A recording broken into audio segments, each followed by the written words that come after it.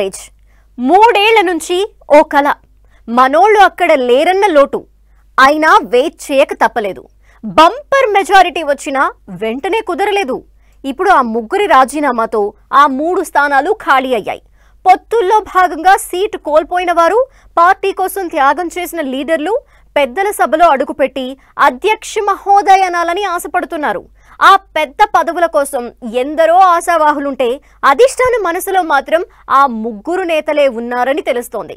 3 ఏళ్ల తర్వాత రాజ్యసభలో టీడీపీకి దక్కబోతున్న ప్రాతినిధ్యంలో అదృష్టం ఎవరిని వరించబోతుంది? కూటమిలో రాజ్యసభ సభ్యులయ్యే నేతలెవరు? జనసేనకు దక్కే ఆ ఒక్క స్థానం ఎవరికి? కేంద్ర మంత్రివర్గంలో చేరే ఆ నేత ఎవరు?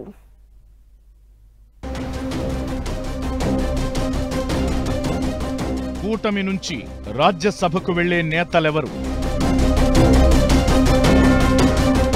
టీడీపీకి 2, జనసేనకు 1 ఫిక్స్ అయ్యిందా? జనసేనాని బ్రదర్ కేంద్ర మంత్రి కాబోతున్నారా? బంపర్ మెజారిటీతో గెలిచిన రాజ్యసభ ప్రాతినిధ్యం లేదు. టీడీపీ నేతలు రాజ్యసభలో అడుగు పెట్టాలంటే మరో 2-3 ఏళ్లు వెయిట్ చేయక తప్పని పరిస్థితి. సరిగ్గా ఇదే సమయంలో ముగ్గురు ఫ్యాన్ పార్టీ రాజ్యసభ సభ్యులు రిజైన్ చేశారు. సీఎం చంద్రబాబు మార్క్ పాలిటిక్స్ తో ఏపీలో 3 రాజ్యసభ స్థానాలు ఖాళీ అయ్యాయి. మోపిదేవి వెంకటరమణ, బీదా మస్తాన్ రావు, ఆర్ కృష్ణయ్య తమ రాజ్యసభ సభ్యత్వానికి రాజీనామా చేశారు. ఈ 3 సీట్లు ప్రస్తుతం ఏపీ అసెంబ్లీలో ఉన్న బలంగా ఉన్న టీడీపీ కూటమికే దక్కనున్నాయి. దీంతో ఇప్పుడు పెద్దల సభకు వెళ్లే ఆ ముగ్గురు కూటమి నేతలు ఎవరన్నది ఆసక్తికరంగా మారింది. ఏపీ నుంచి 11 మంది వైసీపీ నేతలే ఎంపీలుగా ఉన్నారు. మొత్తం కోటా అంతా వైసీపీతో భర్తీ అయింది. దాంతో టీడీపీకి ప్రాతినిధ్యం లేదు. ఈ పరిణామంతో నిరాశ చెందిన టీడీపీ అధికారంలోకి రాగానే తన మార్క్ పాలిటిక్స్ తో పావులు కదిపింది. దానికి తగ్గట్లుగా వైసీపీ నుంచి రియాక్షన్ వచ్చింది. జగన్ ఎవరి మీదైతే నమ్మకంతో పదవులిచ్చారో వారే ఫ్యాన్ పార్టీకి బై బై చెప్పి మరీ సైకిల్ ఎక్కేందుకు రెడీ అయ్యారు. తమ పదవులను వదిలేసుకున్నారు.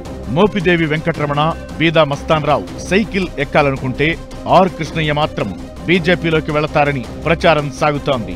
ఇదిలా ఉంటే ఈ 3 ఖాళీల్లో చంద్రబాబు ఎవరిని తీసుకుంటారనేది చర్చకు దారితీసింది. 3 సీట్లు ఖాళీగా ఉంటే 4-5 నేతల పేర్లు ప్రచారంలో ఉన్నాయి. టీడీపీకి దక్కే స్థానాల కోసం ఇటీవల ఎన్నికల్లో సీట్లు కోల్పోయిన దేవినేని ఉమా, యనమల రామకృష్ణుడు, అశోక్ గజపతిరాజు పేర్లు వినిపిస్తున్నాయి.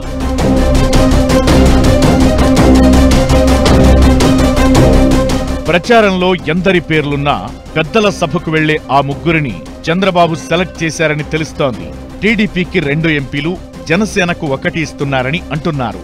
ఆ విధంగా తొలిసారి జనసేన పెద్దల సభలో అడుగు పెట్టడం ఖాయంగా కనిపిస్తోంది. టీడీపీ 2, జనసేన 1 తీసుకుంటే బీజేపీ పరిస్థితేంటన్న దానిపై క్లారిటీ లేదు.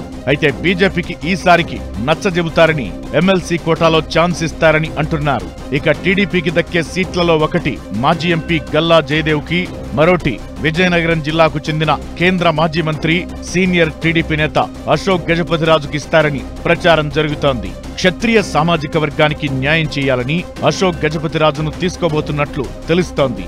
ఇక గల్లా జయదేవ్ వంటి వారు పెద్దల సభలో అవసరమని చంద్రబాబు భావిస్తున్నారట.